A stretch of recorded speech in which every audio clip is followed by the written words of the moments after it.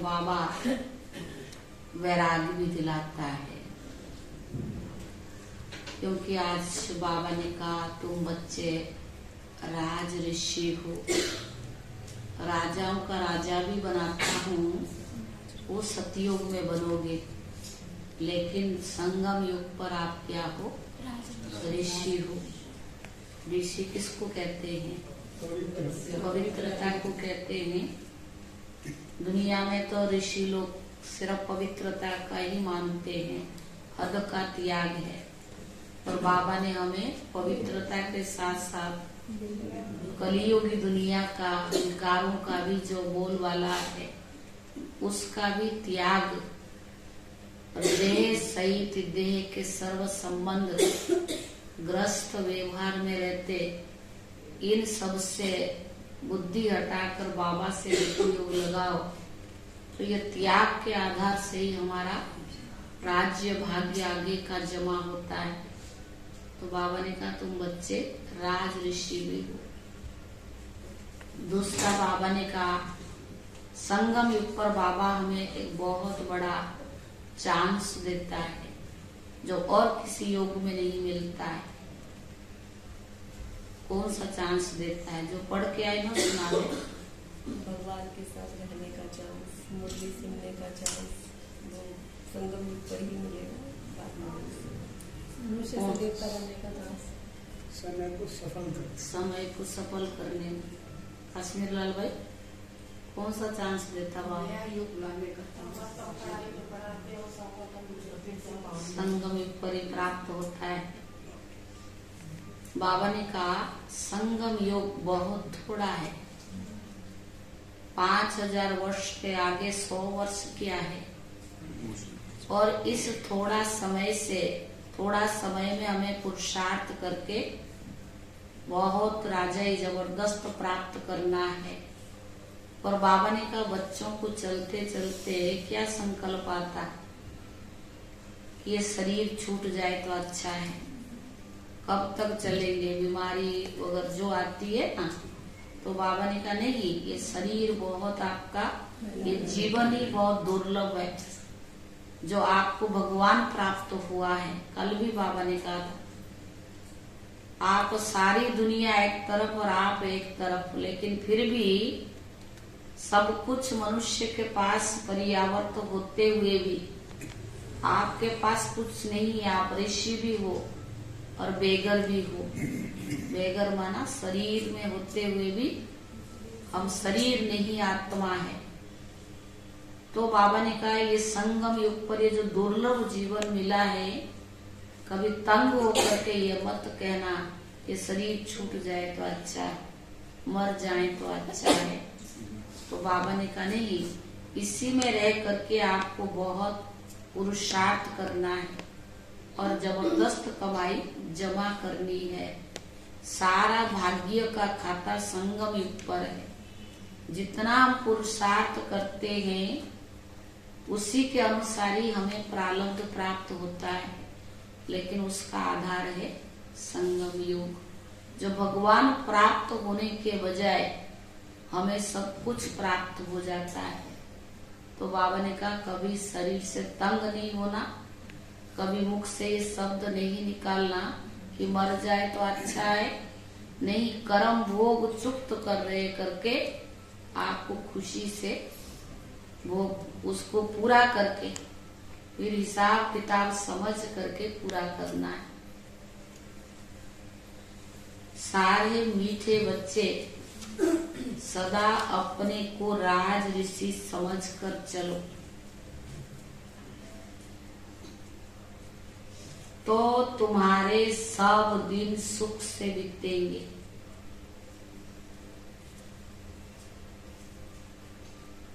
माया के गुटके से बचे रहेंगे।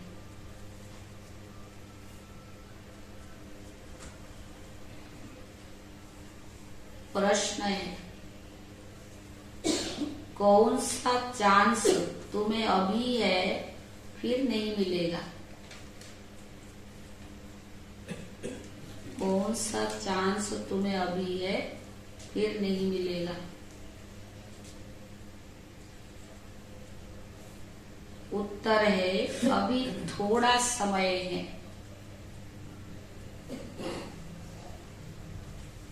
जिसमें पुरुषार्थ कर पढ़ाई से ऊंच पद पा सकते हो, फिर यह चांस नहीं मिलेगा।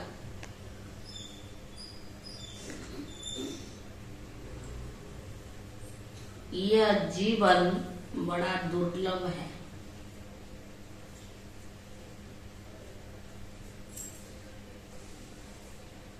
कभी इसलिए कभी ये ख्याल नहीं आना चाहिए कि जल्दी मरे तो छूटे।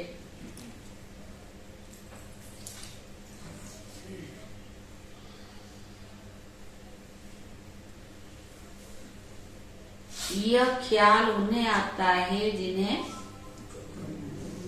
माया तंग करती है या कर्म भोग है।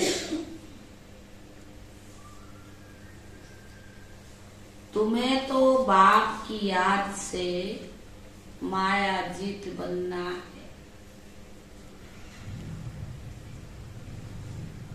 गीत है धीरज धर मनुआ।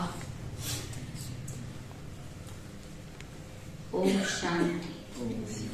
बच्चों ने गीत सुना, किसने कहा और किसने सुना? बेहद के बाप ने कहा और सभी सेंटर्स के बच्चों ने सुना। देखो बाप का बुद्धियोग सभी बच्चों की तरफ जाता है। सभी सेंटर्स के जो भी ब्राह्मण कुलभूषण अथवा स्वदर्शन चक्रधारी अथवा राज ऋषि बच्चे हैं, उन बच्चों के स्मृति रहना चाहिए कि हम राज ऋषि। कितना टाइटल बाबा ने दिया, और दुनिया में एक टाइटल कमाने के लिए कितना उनको मेहनत करनी पड़ती है। तन भी धन भी सब कुछ लगातार मुफ्त में भगवान दे रहा है। राजाई के लिए पुरुषार्थ कर रहे हैं। जिस राज्य में देखो सदैव सुख के दिन व्यतीत होते हैं। कलयुग में तो सुख के दिन व्यतीत ही नहीं है। तुम हो राज ऋषि, तुम्हारे भी सुख के दिन यहाँ बीतने चाहिए। अगर बच्चे अपने को राज ऋषि समझते तो निश्चय अटल अडोल कायम है। नहीं तो घड़ी घड़ी भूल जाने से माया के गुटके खाते रहते। माया के गुटके बहुत आते हैं। स्व तो सिवाय परमात्मा के कोई बना न सके। परम पिता परमात्मा जब कहा जाता है तो किसी साकारी व आकारी की तरह बुद्धि नहीं जानी चाहिए। निराकार बाप को ही याद करते हैं। बाप धीरज देते बच्चे, बाकी थोड़ा रोज है। यह कलयुग नर्क बदल कर स्वर्ग होगा। हेवन की स्थापना, हेल का विनाश तो गाया हुआ है। भगवान स्वयं बैठ राजयोग सिखाते। कोई भी मनुष्य चाहे हेल का चाहे हेवन का हो, पर राजयोग कोई भी सिखला न सके। बच्चे जानते हैं हम ब्रह्मा मुख वंशावली ब्राह्मण कुलभूषण ही स्वदर्शन चक्रधारी हैं। हम आत्माओं को सृष्टि चक्र की नॉलेज है। देवताएं ये नहीं जानते। स्वदर्शन चक्र श्री कृष्ण को या विष्णु को दे दिया है। विष्णु को क्यों दिया है? क्योंकि तुम ब्राह्मण अभी संपूर्ण नहीं बने हो, नीचे ऊपर होते रहते हो। यह स्वदर्शन चक्र निशानी फाइनल की है। आज तुम स्वदर्शन चक्र पिराते हो और कल माया से हार खाकर गिर पड़ते हो। तुमको अलंकार कैसे दे सकते हैं? स्वदर्शन चक्र तो स्थायी चाहिए, इसलिए विष्णु को दिखाते हैं। ये बहुत गुह्य बातें हैं। जहाँ भी विष्णु का मंदिर हो वह कोई भी स्वदर्शन चक्रधारी का मंदिर हो तो बाबा ने कहा वहां जाकर तुम समझा सकते हो। श्री कृष्ण को भी स्वदर्शन चक्र देते हैं। राधे कृष्ण युगल के चित्र के सामने चित्र के स्वदर्शन चक्र नहीं देते। स्वदर्शन चक्रधारी तुम ब्राह्मण कुलभूषण हो, जिसको परम पिता परमात्मा स्वदर्शन चक्रधारी अथवा त्रिकालदर्शी बनाते हैं। वही जब देवता बनते हैं उनको त्रिनेत्री त्रिकालदर्शी त्रिलोकीनाथ नहीं कह सकते, क्योंकि अभी तो तुम स्वर्ग की सीढ़ी ऊपर चढ़ते हो। सतयुग में तो सीढ़ी नीचे उतरना होता है, अभी चढ़ते हुए सतयुग में उतरना है। वहाँ ये ज्ञान होता नहीं, वहाँ ये मालूम नहीं होता, तुम राजाई कर न सकते। अगर ये मालूम पड़ जाए ना कि सतयुग में राजाई का मजा नहीं आएगा, यह चिंता लग जाएगा, फिर वही बनना है। कई लोग प्रश्न भी तो करते हैं, फिर उतरना है तो यहाँ काहे को बनना है, जैसे वैसे रहने दो। तो अब बाबा बच्चों को धीरज देते, बच्चे घबराओ मत, माया पर जीत पानी है। माया के तूफान आएंगे, जरूर विघ्न पड़ेगा, इसका इलाज है माया के विघ्न आएंगे। और बाबा ने कहा इसमें विघ्न भी पड़ेंगे, बीमारियां भी आएगी, लेकिन बाबा ने क्या कहा, इसका इलाज है योग में रहो।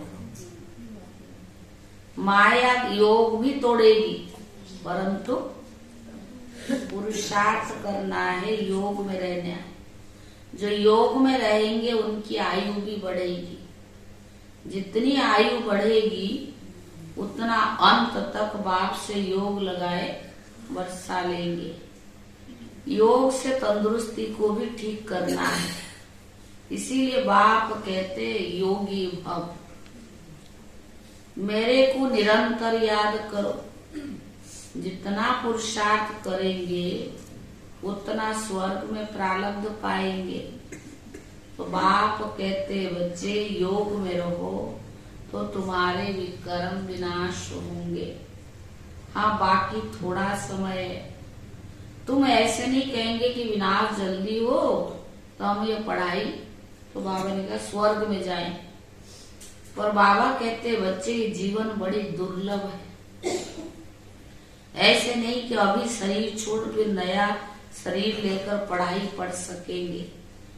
बाल अवस्था में ही होगा तो विनाश प्रारंभ हो जाएगा। बालिंग नहीं बन सकेंगे, क्योंकि इसमें भी छोटे बड़े सबका विनाश होने वाला है। जल्दी मरे, ये वही कहेंगे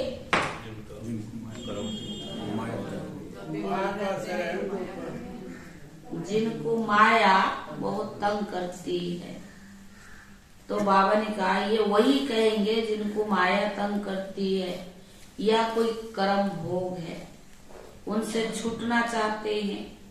परंतु बच्चे ये चांस फिर नहीं मिलेगा, इसीलिए पुरुषार्थ में जुट जाओ।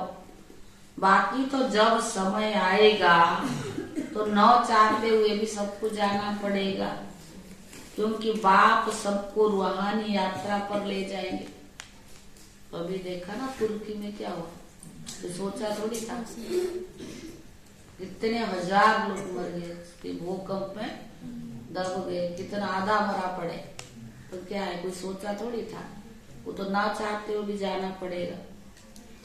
तो बाबा ने कहा ऐसे नहीं सिर्फ 10-20 लाख को ले जाएगा, जैसे कुंभ के मेले पर 10-15 लाख जाते हैं। यह तो आत्मा और परमात्मा का मेला है।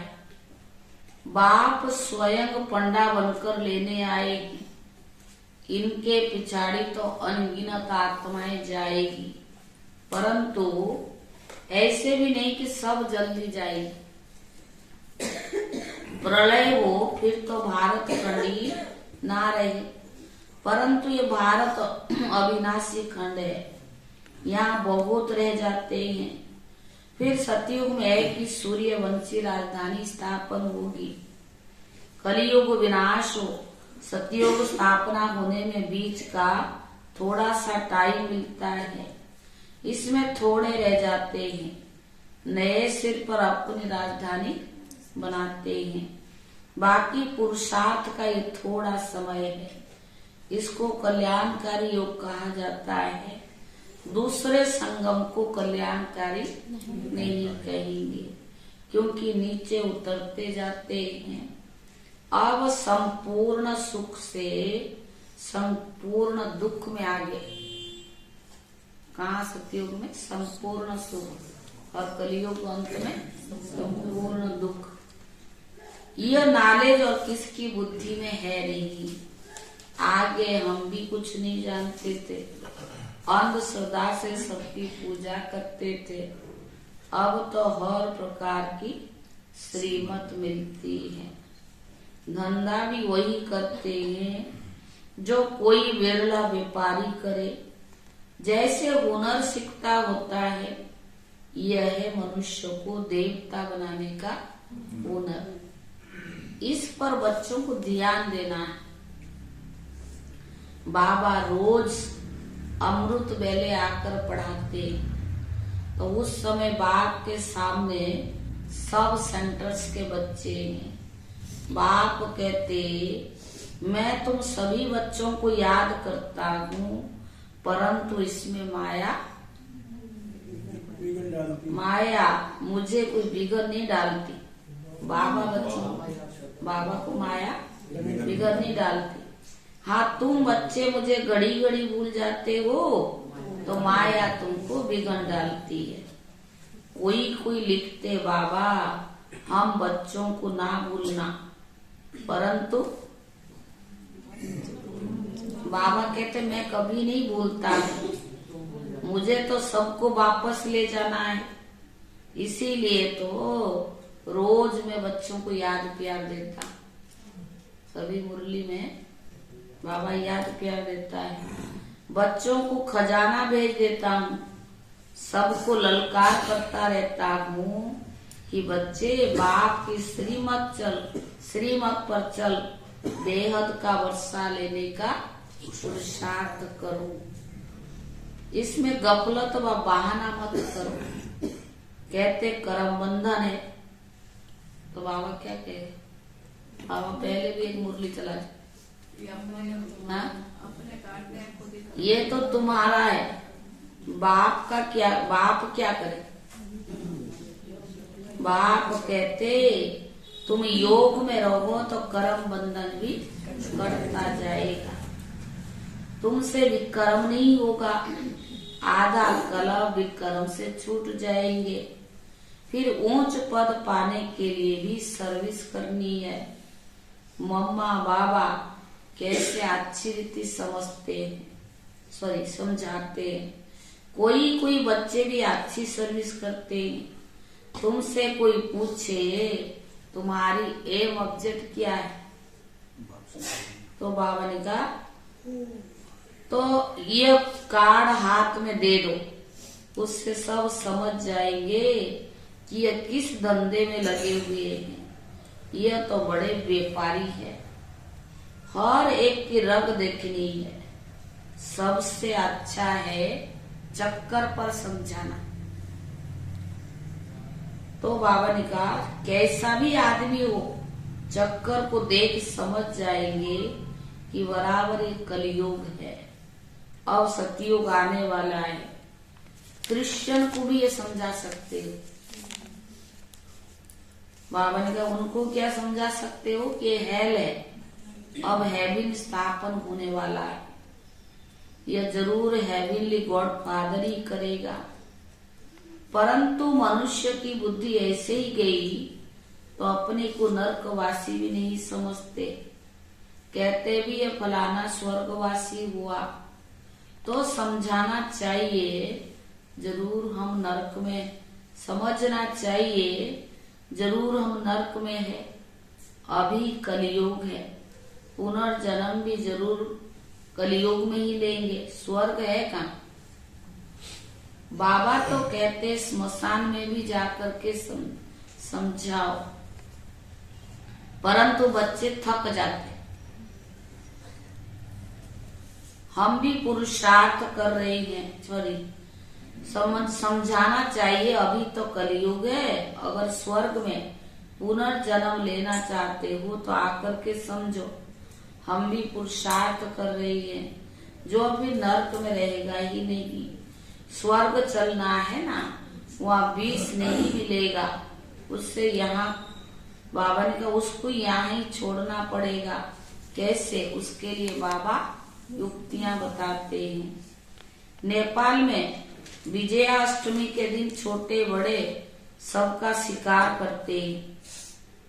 तुमको भी सबको समझाना है। घर घर में शिव बाबा का और लक्ष्मी नारायण का चित्र जरूर रखना है। नौकरियों में मिस्त्रियों को भी समझाना है, नौकर और मिस्त्रियों को भी समझाना है कि मौत सामने खड़ा है। बाप को याद करते रहो तो वर्षा मिल जाएगा। बाप सभी की मनोकामना स्वर्ग के लिए ही पूरी करते हैं। योग लगाने से बाप साक्षात्कार भी करा सकते हैं। बाप है ही कल्याणकारी, तो बच्चों को भी ऐसे कल्याणकारी बनना। गरीब ही अपना कल्याण करते हैं, साहूकार तो मुश्किल ही करते हैं। सन्यासी भी जो नामी ग्रामी है, यह भी अंत में आएंगे। अब बहुत करके गरीब साधारण ही ज्ञान लेते हैं। बाप भी साधारण तन में आते हैं, गरीब में नहीं। अगर यह भी गरीब होता है तो कुछ कर नहीं सकता। गरीब इनकी भी गरीब इतनों की संभाल कैसे करते। अगर ब्रह्मा बाबा के तन में शिव बाबा आता और उनके पास कुछ संपत्ति ना होती तो यज्ञ की स्थापना कैसे होती। 300-400 बच्चे थे, 15 साल तक बच्चे रहे। हाँ, तो बाबा ने संभाला ना। इनके साथ साथ और भी बहुत बलि चढ़े, फिर वो बारिश बन गए। तो बाबा ने कहा साधारण ही हो तो जो बलि चढ़े और इतने सबकी परवरिश भी होती रहे। बाबा तो युक्तियां बता रहे ना। अच्छा मीठे मीठे सिखीले दे बच्चों प्रति माता पिता बाप दादा का याद प्यार और गुड मॉर्निंग। रूहानी बाप की रूहानी बच्चों को नमस्ते। रूहानी बच्चों की तरफ से रूहानी बाप दादा को याद प्यार और नमस्ते नमस्ते। मातेश्वरी जी के क्लास पहला 2 पॉइंट है। यह जो मनुष्य गीत गाते हैं वो गीता के भगवान अपने बचपन निभाने आ जाओ, सॉरी वचन निभाने आ जाओ। अब वो स्वयं गीता का भगवान अपना कलम पहले वाला वचन पालन करने के लिए आया और कहते हैं बच्चे, जब भारत पर अति धर्म की ग्लानि होती है तब इस समय अपना वायदा पालन करने के लिए यानी निभाने के लिए अवश्य आता हूँ। अब मेरे को आने का ये मतलब नहीं कि मैं कोई युगे युगे आता हूँ।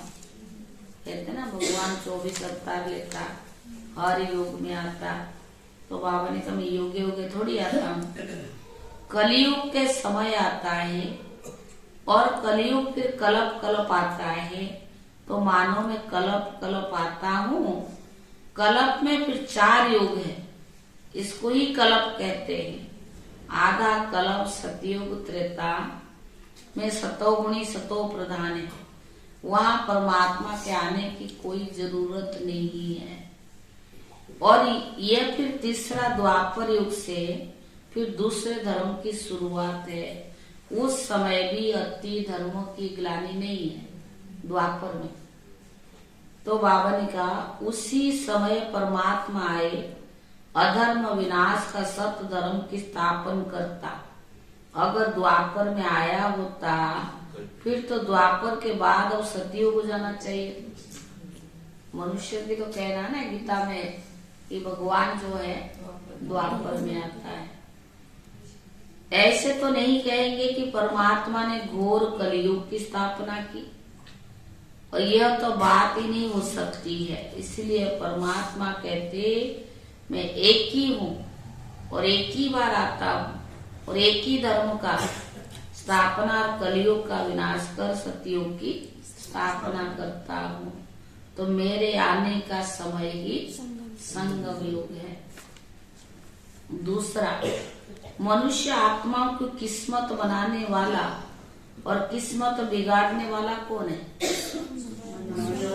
बाबा है, रावण। हम ऐसे नहीं कहेंगे कि किस्मत बनाने वाला बिगाड़ने वाला वही परमात्मा है। बाकी ये जरूर है किस्मत बनाने वाला तो परमात्मा है और किस्मत को बिगाड़ने वाला खुद मनुष्य है। अब ये किस्मत बने कैसे और फिर गिरे कैसे, इस पर समझाया जाता है। मनुष्य जब अपने को जानते और पवित्र बनते फिर से बिगड़ी हुई तकदीर भी बना लेते हैं। तो बाबा ने कहा अब जब हम बिगड़ी हुई तकदीर कहते हैं तो इससे साबित है कोई समय अपनी तकदीर बनी हुई थी फिर बिगड़ गई है। अब वही फिर बिगड़ी हुई तकदीर को परमात्मा खुद आकर बनाते। अब कोई कहे परमात्मा तो खुद निराकार है, वह तकदीर कैसे बनाएगा, इस पर फिर समझाया जाता है। निराकार परमात्मा कैसे अपने साकार ब्रह्मा तन द्वारा अविनाशी नॉलेज द्वारा हमारी बिगड़ी हुई तकदीर को बनाते। अब ये नॉलेज देना परमात्मा का काम है। बाकी मनुष्य आत्मा एक दो की तकदीर को नहीं जगा सकती। तकदीर को जगाने वाला एक ही परमात्मा है।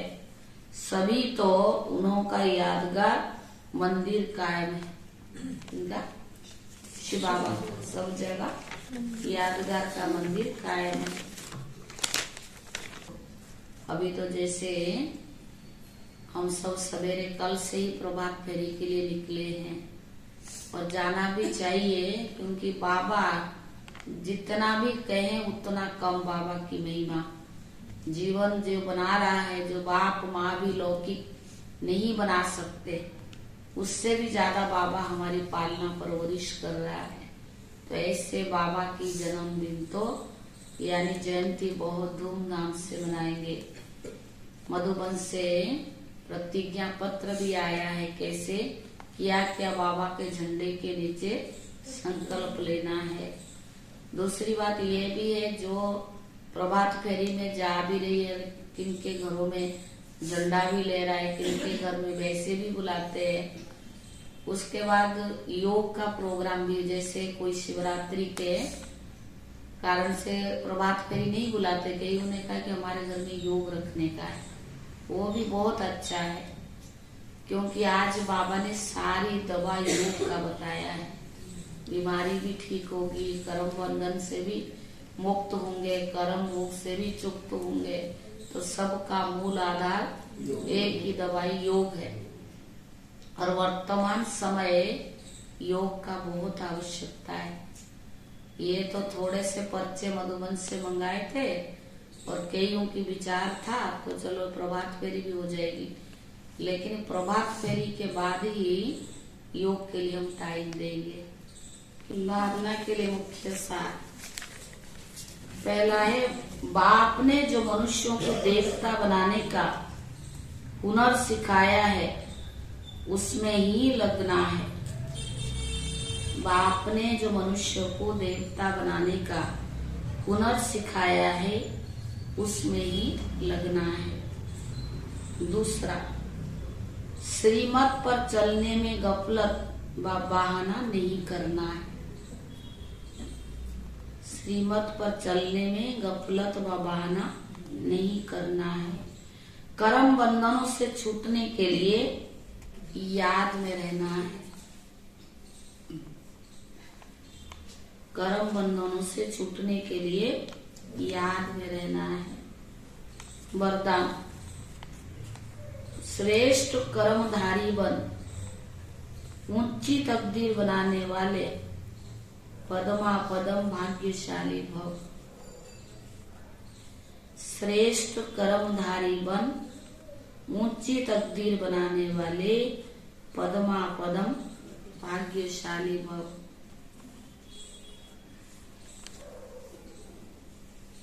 जिसके जितने श्रेष्ठ कर्म है उसकी तकदीर की लकीर उतनी लंबी और स्पष्ट है। जिसके जितने श्रेष्ठ कर्म है उसकी तकदीर की लकीर उतनी लंबी और स्पष्ट है। तकदीर बनाने का साधन है श्रेष्ठ कर्म। तकदीर बनाने का साधन है ही श्रेष्ठ कर्म। तो श्रेष्ठ कर्मधारी बनो और पदमा पदम भाग्यशाली की तकदीर प्राप्त करो। श्रेष्ठ कर्मधारी बनो तो पदमा पदम भाग्यशाली की तकदीर प्राप्त करो। लेकिन श्रेष्ठ कर्मों का आधार है श्रेष्ठ स्मृति। लेकिन श्रेष्ठ कर्मों का आधार है श्रेष्ठ स्मृति। श्रेष्ठ ते श्रेष्ठ बाबा की स्मृति में रहने से ही श्रेष्ठ कर्म होंगे।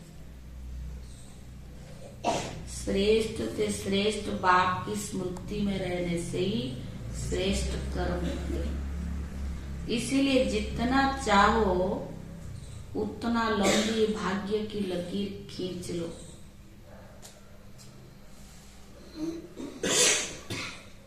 इस एक जन्म में अनेक जन्मों की तकदीर बना सकते हैं।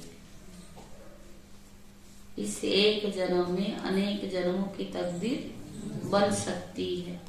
स्लोगन, अपने संतुष्टता की पर्सनालिटी द्वारा अनेकों को संतुष्ट करना ही संतुष्ट मणि बनना है। अपने संतुष्टता की पर्सनालिटी द्वारा अनेकों को संतुष्ट करना ही संतुष्ट मणि बनना है। ओम शांति। शिव